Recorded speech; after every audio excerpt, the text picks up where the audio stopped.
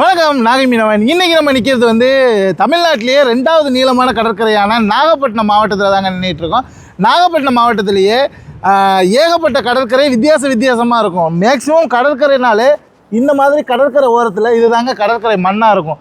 ஆனால் ஒரு 15-20 கிலோமீட்டருக்கு மட்டும் வேதாரண்யம் சைடு புஷ்பவனம், வெள்ளப்பள்ளம், ஆற்காட்டுத்துறை இந்த மாதிரி உள்ள மீனவ கிராமங்களில் கடற்கரை ஓரத்தில் ஒரு வருஷத்தில் ஒரு 5 மாதத்துக்கு சேறு மட்டும்தாங்க இருக்கும். நம்ம இப்போ கடற்கரையில் நடந்து போகும்போது ஒரு சில இடத்துல நல்லா நடந்து போயிட்டு இருக்கும்போது ஒரு சில இடத்துல வந்து இந்த இடத்துலலாம் பாருங்களேன், இதெல்லாம் வந்து சேறு,